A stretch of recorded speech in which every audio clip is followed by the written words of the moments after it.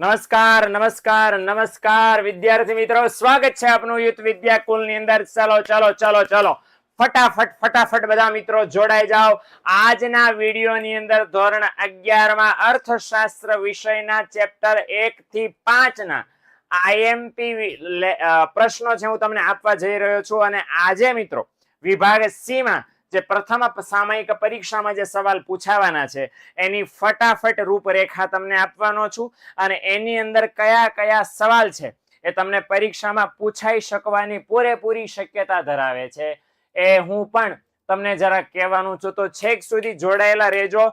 ફટાફટ સટાસટ ઓછામાં ઓછા સમયમાં વધારેમાં વધારે પ્રશ્નો તમને આજે હું આપીને જવાનો છું. તો જરાક કાળજી લેજો. અને વિડીયોને લાઈક ન કર્યો હોય તો અત્યારે ને અત્યારે ભાઈઓ બહેનો અત્યારે વિડીયોને લાઈક કરી દેજો. ચેનલને સબસ્ક્રાઇબ નથી કરી તો કરી દેજો. 12મા ધોરણનો ગઈકાલે લેક્ચર હતો ને, તો ઘણા બધા 11મા વાળા એવું કહેતા હતા કે સર હમારે લીએ કબ આયેગા. આવી ગયો ભાઈ તમારા માટે. અને ખાલી ઇકોનોમિક્સ નો નહીં, 12મા ધોરણના જેમ જેમ વિડીયો આવ્યા છે સિમિલરલી એવી રીતે 11મા ધોરણના પણ આવી રીતે બધા વિડીયો આવવાના છે. આઈએમપી તમને મળવાના છે. તો ચેનલને સબસ્ક્રાઇબ કરવી એ છે તમારી નાની એવી ફરજ છે, બરાબર ને? એટલે આવું તમારા માટે સરસ મજાના વિડીયો લઈને આવીએ છીએ. તો એક નાની એવી રિક્વેસ્ટ છે ભાઈઓ બહેનો કે તમે છે ચેનલને પટાક દઈને સબસ્ક્રાઇબ કરી કાઢો, એટલે અમને આવી મજા. અને તમારા માટે સરસ મજાના વિડીયો લઈને આવે. બાય ધ વે એક નાની એવી વસ્તુ બીજી કહી દઉં કે એકમ કસોટીના પણ આઈએમપી વિડીયો અમે લઈને આવવા માંડ્યા છીએ. આઈએમપી ના પણ વિડીયો પ્રથમ સામયિક પરીક્ષા પૂરી નહીં થાય ને ત્યાં સુધી બધા વિભાગના વારાફરતી લઈને આવવાના છે. આજે વારો પડી ગયો છે વિભાગ સી નો. 11મા અર્થશાસ્ત્ર વિષયમાં વિભાગ સી માં ચેપ્ટર 5 માંથી શું પૂછાશે, કયા કયા સવાલ હશે. Okay, let see. Sir arts માટે પણ યસ, 11મા ના આર્ટ્સમાં ને 11મા ના કોમર્સમાં આવતો અર્થશાસ્ત્રનો વિષય સેમ પપી સેમ. એટલે આપણે કોઈ ટેન્શન લેવાનું નથી ભાઈ.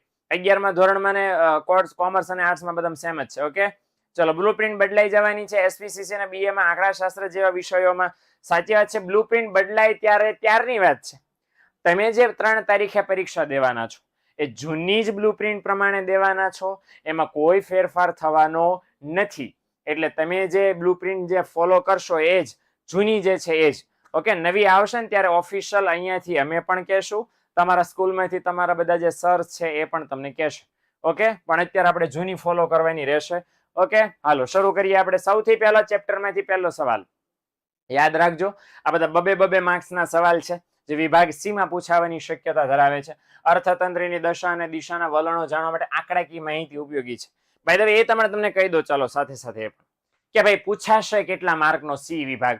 12 માર્કનો હશે. કેટલા માર્કનો? 12 માર્કનો હશે. જો આવી રીતે બાયફર્ગેશન હોય. ઓકે, માફ કરજો. ચલો એક તમને સમજાઈ દો ફટાફટ સટાસટ. ઇકોનોમિક્સમાં કેવું હોય કે વિભાગ એ છે તો એની અંદર 8 એમસીક્યુ હોય. વિભાગ બી ની અંદર 8 1 માર્કના બરાબર ને વેરી સ્મોલ ક્વેશ્ચન્સ વીએસક્યુ એક લીટીમાં જવાબ દેવાના હોય. વિભાગ જે સી છે એ 12 માર્કનો હોય એટલે એની અંદર કેટલા પ્રશ્નો હોય? 4, માફ કરજો 6 પ્રશ્નો હોય છે. કેટલા પ્રશ્નો હોય છે? 6. ઓકે, તો 6 ગુણ્યા 2, અહીંયા 8 ગુણ્યા 1 અને અહીંયા પણ 8 ગુણ્યા 1. ઓકે, વિભાગ ડી જે છે એ પણ 12 માર્કનો છે, પણ અહીંયા કઈ રીતનું છે? 4 પ્રશ્નો 3 માર્ક વાળા. અને વિભાગ ઈ છે એ 10 માર્કનો છે એટલે અહીંયા 5 માર્ક વાળા 2 પ્રશ્નોના જવાબ તમારે દેવાના થશે. ઓકે, તો આવી રીતે માળખું છે ઇકોનોમિક્સના આખા પેપરનું હશે.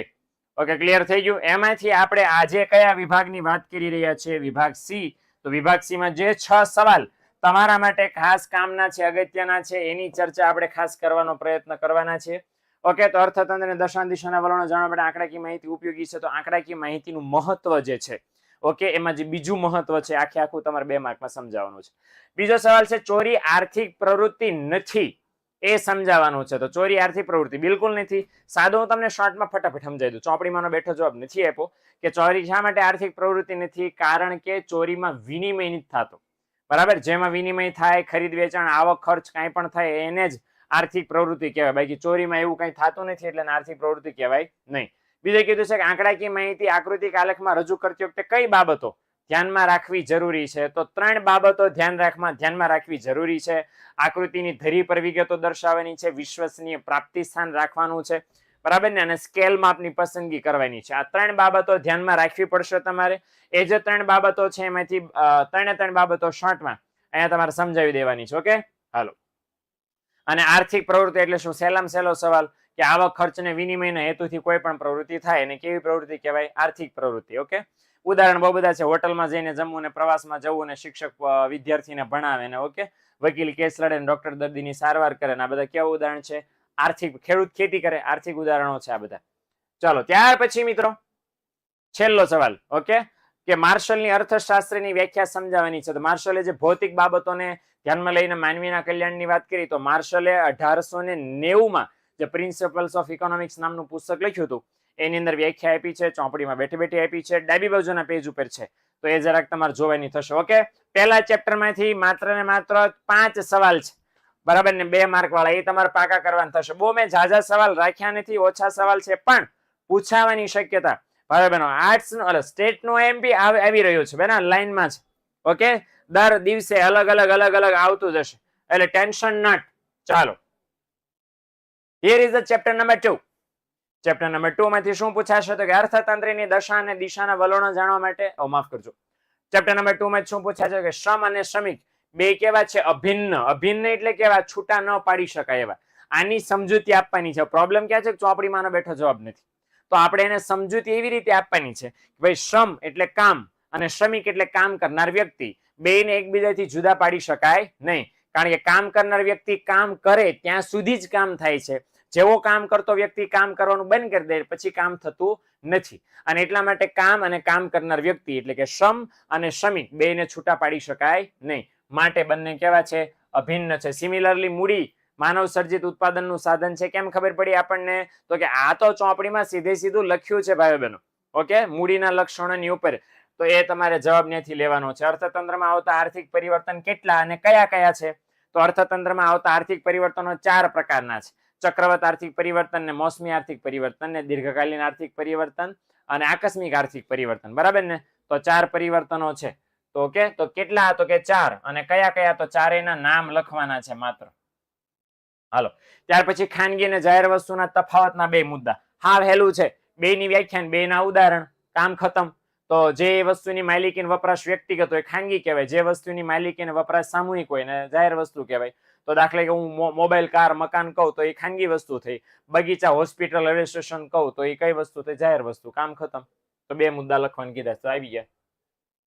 સંપત્તિના લક્ષણો જણાવો. 5 લક્ષણો છે તો લિસ્ટ લખી નાખવાનું છે, 1 2 3 4 5. ઓકે, હાલો, તો સંપત્તિના લક્ષણો થઈ ગયા. હાલો, આટલા જ સવાલ છે. કેટલા? ઓનલી 5. મેં ઓન એન એવરેજ 4-5 સવાલ જ લીધા છે, એટલે ખોટો તમારો અને મારો બંનેનો સમય ન બગડે મિત્રો.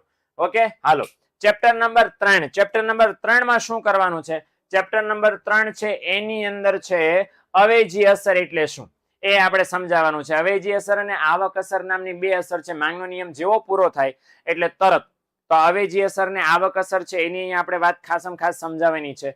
તો અવેજી અસર એટલે શું? કે મૂળ વસ્તુ બીજી એક અવેજી વસ્તુ સાથે જોડાયેલી હોય. હવે અવેજી વસ્તુની કિંમતમાં કાંઈ પણ ફેરફાર થાય તો એના કારણે મૂળ વસ્તુની માંગમાં ફેરફાર થાય છે. હવે આજે મૂળ વસ્તુની માંગમાં ફેરફાર થાય એને કેવી અસર કહેવાય છે? અવેજી અસર. ઉદાહરણ સાથે સાદું પેન્ટ અને જીન્સનું પેન્ટ એવું છે, તમે સરળતાથી સમજાવી શકો છો.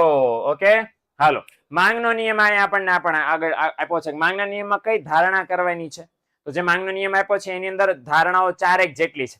સાવ સાદી ભાષામાં શીખવાડું કે માંગના નિયમને અસર કરતા કિંમત સિવાયના જે અન્ય પરિબળો છે ને એને જરાક લિસ્ટ લગાડીને મૂકી દેવાના છે, એટલે કામ ખતમ થઈ જશે. હે ને? અને તમે અહીં જેટલા બધા જોડાણા છો, બરાબર ને, તમને એમ થાય કે સાહેબ આ બધું તમે ફટાફટ બોલી દાવ છો. આ શીખવું કઈ રીતે અમારે? તો જે લોગો તમે આ વિડીયોના ખૂણામાં જોઈ રહ્યો છો ને એ નામની એપ્લિકેશન છે, વિદ્યાકુલ નામની એપ્લિકેશન છે, જેની લિંક આ ડિસ્ક્રિપ્શનમાં તમને મૂકેલી છે. ત્યાં છે એકો એક ટોપિક ફૂલ ડિટેલમાં લેક્ચરમાં સમજાવેલા છે.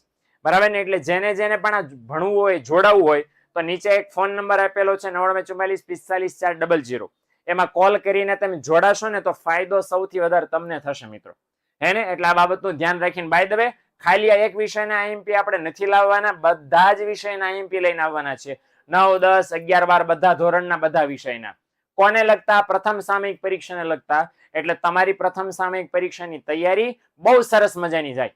આ વસ્તુનું ધ્યાન રાખીને તમે જોડાયેલા રહેજો અને બાકીના પણ મિત્રોને જોડવાનો પ્રયત્ન કરજો. ફાયદો કોને જ ભાઈ આમાં? તમને, કારણ કે એક્ઝામ તમારે દેવાની છે તો ફાયદો તમને થવાનો છે ફોર શ્યોર. ઓકે, ચાલો. 12 નો ક્લાસ કેટલા વાગે છે? ધોરણ 12 નો ક્લાસ આવતીકાલે હશે, બરાબર? આવતીકાલે 6:30 અને 7:15 વાગે બે સમય છે. એમાં ખાસ તમે રોજે રોજ યુટ્યુબ ની મુલાકાત લેતા રહેશો તો તમને જાણકારી મળી જશે. ઓકે, ચાલો. પછી આ રહ્યા આઈએમપી છે ચેપ્ટર નંબર 3 ના. ઓકે, તો ચેપ્ટર નંબર 3 માંથી પણ આ 5 આઈએમપીઓ છે. અવેજી અસરથી લઈ અને માંગનો નિયમ સમજાવવાનો, માંગનો વિધેય, સંપૂર્ણ મૂલ્ય, સાપેક્ષ માંગ, કિંમત અને માંગ વચ્ચે શા માટે વ્યસ્ત સંબંધ છે. ઓકે, તો આ બધા શોર્ટમાં સમજાવવાના છે. સર, તમે ડિપ્લોમા એન્જિનિયરિંગનો વિડીયો મૂક્યો છે? ને બિલકુલ નહીં, ડિપ્લોમા એન્જિનિયરિંગનો વિડીયો નથી, પણ આપણે આ યુટ્યુબ ચેનલ જે વિદ્યાકુલ ગુજરાતી છે યુટ્યુબ ચેનલ, આ અત્યારે જેમાં તમે જોઈ રહ્યા છો, એમાં બીવોક નામનો કોર્સ કઈ રીતે કરી શકાય અને એના શું શું ફાયદા છે એનો વિડીયો મેં મૂક્યો છે, તો એ જરાક જોઈ લેજો. ઓકે, એવા કોઈ પણ વિડીયો કે જે તમને ફાયદાકારક છે એ બધા મૂકેલા છે. હળવે જોશો ને, ઇવન તમને મોટિવેશનની જરૂર પડે તો ટોપર્સના ઇન્ટરવ્યુ મૂકેલા છે, તો એ પણ જો તો તમને એ મજા આવશે, બરાબર ને? અને આ બીજું તમને કહી દો, 3 તારીખે એક્ઝામ છે. આજે 9, 11 તારીખ તો થઈ ગઈ છે, એટલે 20 દિવસ તમારી પાસે છે.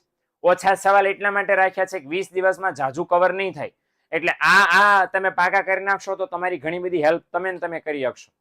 ઓકે, ચલો. સર, ફર્સ્ટ એક્ઝામમાં કેટલા ચેપ્ટર હશે? ઇકોનોમિક્સમાં ફર્સ્ટ એક્ઝામમાં 5 ચેપ્ટર હશે. છતાંય મારી સલાહ એવી છે કે તમારી શાળામાં જે શિક્ષક ભણાવે છે એમને ખાસ પૂછો કે સર, આપણી સ્કૂલમાં જે પરીક્ષા લેવાની છે એમાં ઇકોનોમિક્સમાં કેટલા ચેપ્ટર છે. ઘણી વાર અમુક સ્કૂલ વાળા 6 ચેપ્ટર રાખે, અમુક સ્કૂલ વાળા 4 રાખે, પણ ગુજરાત સરકારના નિયમ પ્રમાણે કેટલા ચેપ્ટર છે? 5. ઓકે, હાલો. Chapter number 4. ચેપ્ટર નંબર 4 માં શું છે? અલભ્ય વસ્તુને પુરવઠાનો અપવાદ સાથી ગણી શકો. તો પુરવઠાના નિયમના જે અપવાદો 2 છે એમાંનો એક અપવાદ આપણે અહીંયા સમજાવવાનો છે.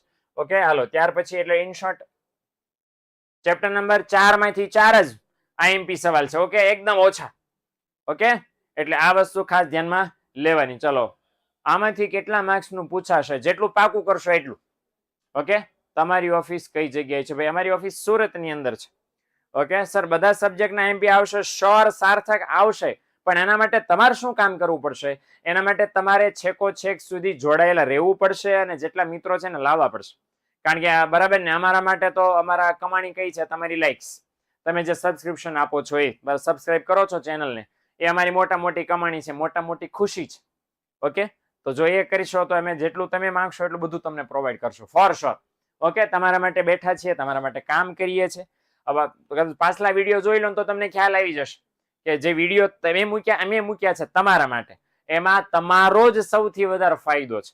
કદાચ અમને થાય ને તો એના કરતા 1000 ગણો તમને વધારે ફાયદો થાય, એવું ધ્યાનમાં રાખીને વિડીયો મૂક્યા છે. એટલે પ્લીઝ જરાક જોજો, ચેક કરજો. ઓકે, અને એટલો વિશ્વાસ રાખજો કે આવશે તો આવશે. શરૂ થઈ ગયા છે એટલે બધાને આવશે. ઓકે, પણ સબસ્ક્રાઇબ કરી નાખજો તો તમને રોજના વિડીયો મળતા રહેશે રેગ્યુલરલી, હે ને? ઓકે, તો સ્ક્રીનશોટ પાડવો હોય તો ફટાફટ સ્ક્રીનશોટ પાડી લેજો મિત્રો. ઓકે, હાલો. અને ચેપ્ટર નંબર 5, ચેપ્ટર નંબર 5 ની અંદર કયા પેલા વિડીયો પ્રશ્નો છે? તો ચેપ્ટર નંબર 5 માંથી 6 સવાલ છે. ઓકે, લાંબા ગાળે બધા ખર્ચા અસ્થિર બની જાય. ઓકે, પછી ઉત્પાદન અંગેનો નિર્ણય લેવામાં સરેરાશ ખર્ચ અને સીમાંત ખર્ચનું મહત્વ સમજાવવાનું છે. કુલ ખર્ચ અને કુલ આવકનો અર્થ આપવાનો છે. સમયનો ટૂંકો ગાળો એટલે શું? એવું વ્યાખ્યા અને ઉદાહરણમાં 2 જ વસ્તુ લખવાની છે. આમાં પણ સરેરાશ સ્થિર ખર્ચ એટલે શું? તો વ્યાખ્યા અને ઉદાહરણ 2 વસ્તુ લખવાની છે. સીમાંત ખર્ચ એટલે શું? ને સીમાંત ખર્ચની રેખા કેવી હોય છે? તો આમાં વ્યાખ્યા અને કેવો ઢાળ હોય છે? હોકી સ્ટિક જેવો ઢાળ હોય છે. આ આપણે એની અંદર લખવાનું થશે. ઓકે, તો 2 માર્ક્સ વાળા સવાલ છે, એની અંદર હું તમને નાની એવી સ્ટ્રેટેજી શીખવાડું. જો 2 માંથી 2 લેવા હોય તો મિનિમમ 4 મુદ્દા જોશે. જો દાખલા તરીકે ઘણા બધા સવાલ એવા કે જેમાં 2 મુદ્દા 4 મુદ્દા ન થતા હોય, દાખલા તરીકે આ સરેરાશ સ્થિર ખર્ચ એટલે હું ઉદાહરણ આપું તો એમાં 2 જ મુદ્દા થાય, એક મુદ્દો વ્યાખ્યાનો અને એક મુદ્દો ઉદાહરણનો. સિમિલરલી સીમાંત ખર્ચમાં સીમાંત ખર્ચની રેખામાં એવું થાય કે 1 માર્ક છે ખર્ચ એટલે શું એનો, ને 1 માર્ક છે કેવી હોય રેખા, હોકી સ્ટિક જેવી એનો. બેયમાં તમે જોવો તો બેયના 2-2 માર્ક થયા. ઓકે, ઘણીવાર એવું થાય કે આ દાખલા કે લાંબા ગાળે બધા ખર્ચ અસ્થિર બને, તો આમાં 4 મુદ્દા થવા જોઈએ. એટલે એવી રીતે મિનિમમ 4 મુદ્દા કરશો તો 2 માર્ક્સ આરામથી મળી જશે. પણ એના માટે મહેનત કરવી પડશે, આ પાકું કરવું પડશે. ટાઈમ ટેબલ બનાવો, એ પ્રમાણે અમલમાં મૂકો. ટાઈમ ટેબલ વાળો એક સરસ મજાનો વિડીયો ઓલરેડી અવેલેબલ છે જ, પણ છતાં એક નવો વિડીયો તમારા માટે લઈને આવવાનો છું. તો એ પ્રમાણે પણ તમે જોશો તો તમને બહુ બધો ફાયદો થઈ જશે. એને અને આ સમજૂતી ખાસમ ખાસ મિત્રો રાખજો, કારણ કે આ આઈએમપી છે તમારા માટે સૌથી વધારે કામનું છે. જો તમે જ નહીં ઉપયોગ કરો તો કોણ કામમાં કરશે? એટલે વિશ્વાસ રાખીને કામ કરશો તો વાંધો નહીં આવે મિત્રો, બરાબર ને? અને એક સરસ મજાનું નાનું એવું મોટિવેશન તમને આપીને જાઓ. ઓકે, આ 5 ચેપ્ટરના 5 આઈએમપી વિડીયોના અંતે. ઓકે, શું તમારે ખાસ ધ્યાનમાં રાખવાનું છે? ભણતી વખતે એવો પ્રોબ્લેમ બધાને થતો હશે કે વંચાતું નથી, વાંચવા બેસીએ પણ પાકું નથી થતું. તો સાદી ભાષામાં શું કરવાનું છે? લખી લખીને વાંચો એટલે બધું પાકું રહેવા માંડશે ને બધું યાદ રહેવા માંડશે. નહીતર થશે શું પ્રોબ્લેમ કે વાંચશો ને રિવિઝન નહીં કરો તો પ્રોબ્લેમ આવશે. ઓકે, પણ હું તમને જે મોટિવેશનનો પ્રસંગ કહેવાનો છું એ છે મુંબઈનો એક છોકરો મંગેશ માહસ્કર નામનો. ઓકે, મે બી એ છોકરો અત્યારે હશે, બરાબર, કેવડો હશે શું કરતો હશે રામ જાણે. પણ એ મંગેશ માહસ્કર નામનો છોકરો, એને જયારે બોર્ડની એક્ઝામ આપી, ઓકે, વર્ષ હું ભૂલી ગયો છું, પણ જે વર્ષે એને બોર્ડની એક્ઝામ આપી ને એ વર્ષે એને મહારાષ્ટ્ર બોર્ડનો છેલ્લા 30 વર્ષનો હાઈએસ્ટ ટકાવારીનો રેકોર્ડ તોડ નાખ્યો. એને હાઈએસ્ટ ટકાવારીનો રેકોર્ડ એને તોડ નાખ્યો. અને બધા મીડિયા વાળા કે ઓહો ક્યાં છે સર, ક્યાં છે આ મંગેશભાઈ, ક્યાં છે, વેર ઇઝ મંગેશભાઈ, મંગેશ થઈ ગયું કે ક્યાં છે આનું ઇન્ટરવ્યુ, બરાબર, બધા ઇન્ટરવ્યુ લે કે ભાઈ તમારી સફળતાનું રાજ શું છે? અને બધા ગોતવા માંડ્યા મંગેશભાઈ કે ક્યાં ગયા, ક્યાંય મળે નહીં, આનું ઘર કોઈને મળે નહીં, કોઈ સ્કૂલનો આ સ્ટુડન્ટ નહીં. પછી ખબર પડી કે લે આ ભાઈ તો એક્સટર્નલ નો સ્ટુડન્ટ, બહાર ભણેલો, ઘરે બેઠા ભણેલો, અને ઓર મીડિયા વાળા ગોતવાનું શરૂ થઈ ગયું. પછી સ્કૂલમાં ગયા વગર ટોપ, મહારાષ્ટ્રનો ટોપ સ્ટુડન્ટ, સ્કૂલમાં ગયો જ નથી, આવો તો કોણ વળી? એટલે મીડિયા વાળાએ સર્ચિંગ તેજ કરી નાખ્યું. ગોતતા ગોતતા આ લોકો ક્યાં પહોંચ્યા? મુંબઈની ધારાવી ઝુંપડપટ્ટીમાં. હું જયારે કહું છું ત્યારે મારા રૂવાડા ઉભા થઈ જજો. મુંબઈની ઝુંપડપટ્ટીમાં શેરીએ ગલીએ ગોતતા ગોતતા ગયા તો એક શેરીના નાકે ઇટ મીન્સ કે ખૂણે, રોડ રસ્તાના ફૂટપાથ ઉપર એનું ઘર મળ્યું. ઘરના નામે શું હતું? 2 વાંસ ઉભા કર્યા હતા ને એના ઉપર કંતાનના કોથળા પાથરી દીધા હતા. તો આ ભાઈ એની અંદર બેઠા હતા અને રિઝલ્ટની વાટ જોતા હતા. એને ખબર નહોતી. મીડિયા વાળાએ કીધું કોંગ્રેચ્યુલેશન, તમે સ્ટેટના ટોપર છો અને છેલ્લા 30 વર્ષમાં તમારે જેટલા ટકા આવ્યા, છેલ્લા 30 વર્ષ પહેલા કોકને આવ્યા હતા અને હવે અત્યારે તમને આવ્યા છે, એ પહેલા કોઈ નહીં થયા. એટલે કોંગ્રેચ્યુલેશન, મીઠાઈ બીઠાઈ ખવડાવી, ઇન્ટરવ્યુ લેવાના. ઓકે, એટલે છોકરાને પૂછ્યું કે ભાઈ આટલી બધી મહેનત કઈ રીતે? તમને પ્રેરણા બિંદુ કે પ્રેરણા બેણા કાંઈ નહીં ભાઈ. મને એમ હતું કે ભાઈ મારી પાસે સમય ઓછો છે, મારી પાસે કામ જાજુ છે. એના પિતા નહીં, બરાબર, એની માતા ને એનો ભાઈ બેન કોક હશે. ઓકે, અને એને જાળવવાની જવાબદારી એની અને પોતાનું કરવાની જવાબદારી એની. અને ગરીબ પરિવાર, સીધી વાત છે કે આવું ઘર હોય માથે કોથળા બાંધીને મૂકેલું તો કેવી સુવિધા હોય? તો ભણ્યો કઈ રીતે? તો કે બહાર જે લોકો સ્કૂલમાં ટ્યુશનમાં જતા હોય એ લોકો પોતાના રફ બુકના ઓલા ચોપડા ઘા કરી દેતા હોય, એ વાંચીને એમાંથી પ્રેક્ટિસ કરીને આ ભાઈ ભણ્યો. પરીક્ષાની એની ફી કોક બીજા ભરી દીધેલી અને આમ ભણ્યો. ઓકે, અને પછી પરિણામ એ આવ્યું કે ઓહો જાઓ જલાલી થઈ ગઈ. આહા, આવો ટોપર આપણા રાજ્યમાં આપો એને. પૈસાના અભાવે બિચારા આટલું બધું ભણ્યો, પૈસા હોય તો કેવું ભણશે? પૈસાનું દાનનો ઢગલો આવ્યો અને દાનપતિ આવ્યા ને મકાન ઊભું કર્યું, મકાન બને તો હારા મારી સ્કૂલમાં 11 સાયન્સમાં એડમિશન લેવડાવી દીધું. પ્રથમ સામયિક પરીક્ષા, ગાડી સારામાં સારી આવી ગઈ. આ બધું આવ્યા પછી પરિણામ શું આવ્યું? આ બધું આવ્યા પછી પરિણામ એ આવ્યું કે પ્રથમ સામયિક પરીક્ષામાં સાયન્સમાં એ ભાઈ ફેલ થયા. ફેલ. ઓકે, કેમ ફેલ થયા ભાઈ? કારણ કે જયારે 10મા ધોરણમાં 97% આવ્યા ને તો એની પાસે કોઈ ડિસ્ટ્રેક્શન નહોતું, એને ડિસ્ટર્બ કરે એવું કાંઈ નહોતું. રોડ હતો પણ આ ભાઈનું કોન્સન્ટ્રેશન કેવું હશે વિચાર તો કરો. આ ભાઈનું કેવું કોન્સન્ટ્રેશન હશે? તમને ઘરે વાંચવા માટે રૂમની સુવિધા મળે છે કે નહીં? તો એનો ઉપયોગ કરો, કારણ કે તમારી હાલત પહેલા મંગેશભાઈ જેવી નથી ને. એના કરતા તો ક્યાંય સારી કન્ડિશન તમારા માતા પિતાએ તમને આપી છે. લાભ ઉઠાવો એનો, બરાબર. વધારે પડતા મોજ શોખ કરવા જાશો તો આ ભાઈ જેવી જ હાલત થશે કે 11 સાયન્સમાં પ્રથમ સામયિક પરીક્ષામાં 3 વિષયમાં ફેલ થયા. કેમ ફેલ થયા ભાઈ? કારણ કે આજે બધી જાહો જલાલી જોઈ, પૈસા આવ્યા, ગાડી આવી, તો મોજ શોખમાં પતી ગયું, ખતમ. ઓકે, એવું ન થાય એટલે મોજ શોખ ને બરાબર ને થોડાક જ દિવસ અવગણી દો. નવરાત્રીમાં મજા કરજો. અત્યારે પરીક્ષામાં ધ્યાન દેવાનો સમય છે તો ધ્યાન દઈને તૈયારી કરશો તો શ્યોર કે તમારું કામ શ્યોર થશે. તમે પરીક્ષામાં માર્ક્સ લાવશો. સુવિધા ભણતી વખતે જેટલી ઓછી હોય ને એટલો ફાયદો છે તમને વધારે ને વધારે થાય, ગેરંટી. ઓકે, એટલે આ સુવિધા વધારે પડતી માગ્યા વગર જેટલું છે તમારી પાસે એનો બેસ્ટ ઉપયોગ કરશો. અચ્છા, એકાઉન્ટ નો આઈએમપી, જેમી સર એકાઉન્ટ નું ધોરણ 11 નું આઈએમપી લઈને આવવાના છે, વિશ્વાસ રાખજો. એકાઉન્ટ સર્ટિકો બી ઇંગ્લિશ આ બધાનું આવવાનું છે. એટલે ટેન્શન નહીં લેતા. ઓકે, તમે કોઈ વિષયનું ટેન્શન નહીં લેતા, તો બસ ખાલી પાકું કરવાનું ટેન્શન લેજો. બાકી તમારે જે અમારે તમને જે આપવાનું છે એ અમારા તરફથી બધું છે કામ અમારા તરફથી થઈ જશે. Okay, done. તો અહીંયા સુધી રાખીએ મિત્રો. નેક્સ્ટ લેક્ચર ની અંદર બીજા વિષયના સર આઈએમપી લઈને આવશે.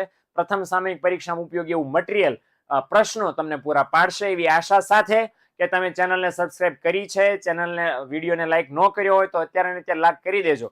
તમારા મિત્રોને વધારે ને વધારે શેર કરજો, ચેનલમાં જોડાવાનો પ્રયત્ન કરજો. મળીએ આપણે નેક્સ્ટ લેક્ચરમાં. આવજો, Tata, bye bye, C you.